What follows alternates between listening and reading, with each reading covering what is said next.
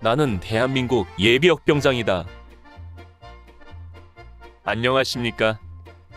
1980년대 오공 시절 군대 이야기를 나누는 예비역병장입니다. 오늘도 저의 옛날 군대 이야기와 함께 추억여행 떠나시죠.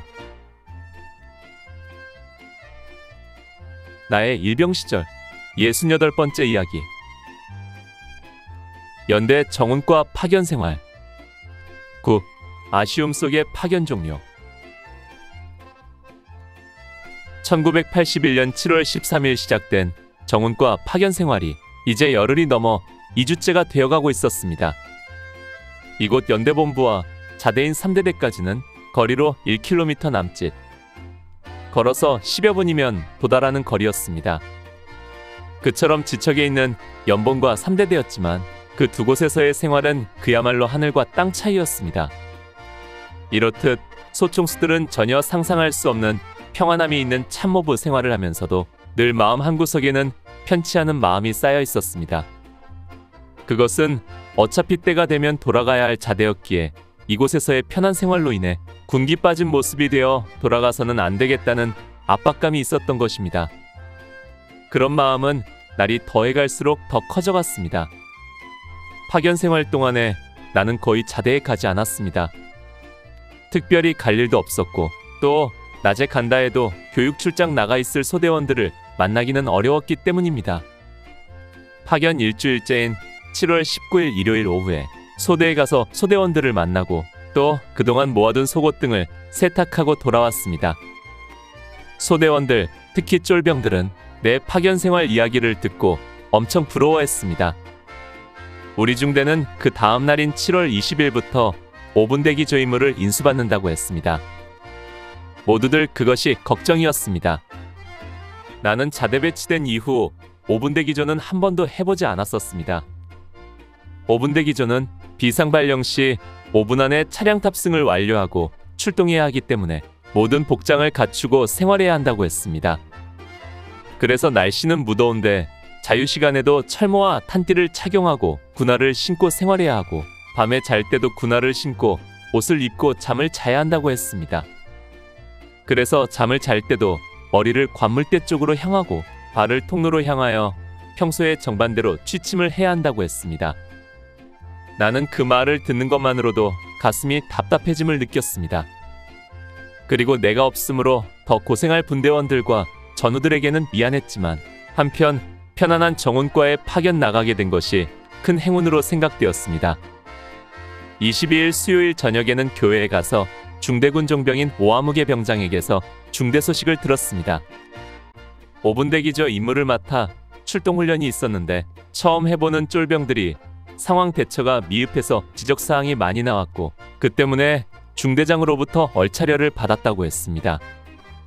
이런 이야기를 들으며 고생하고 있을 전우들 모습이 그려지며 미안한 마음이 들었습니다.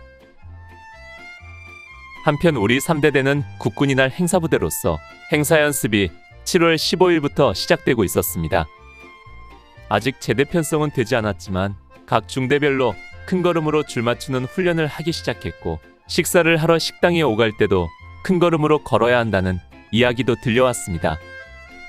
이런 이야기를 들으며 나도 이제 곧 복귀해야 할 것 같다는 생각을 했습니다.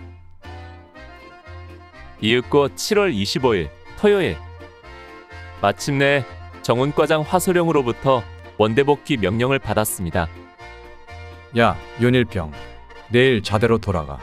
3대대 국군이 날 연습이 27일부터 본격적으로 시작된다고 돌려보내라니까. 더 데리고 있고 싶어도 할 수 없어. 마침내 복귀 명령을 받은 것입니다.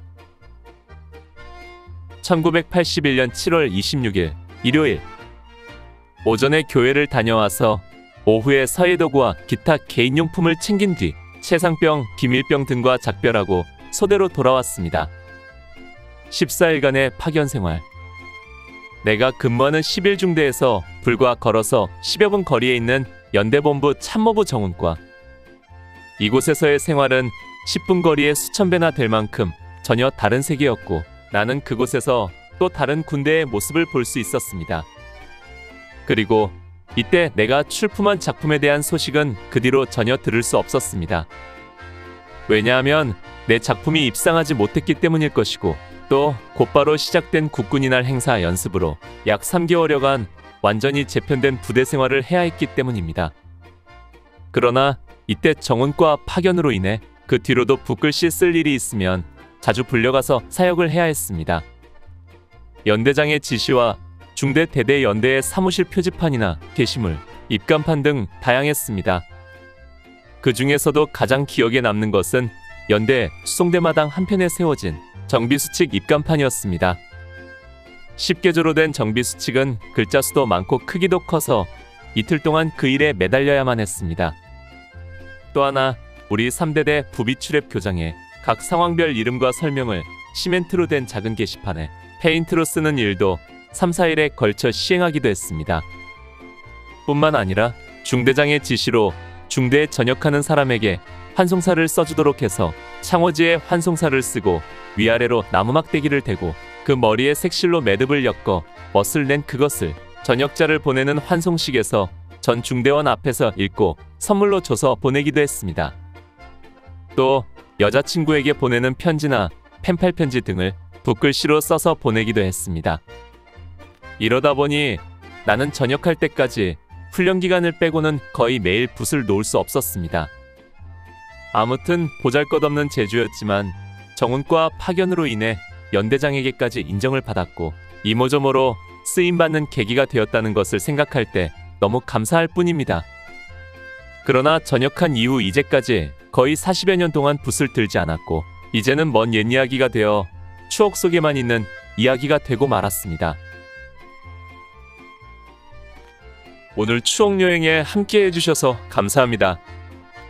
다음 이야기를 기대해 주시고 구독과 좋아요 부탁드립니다. 항백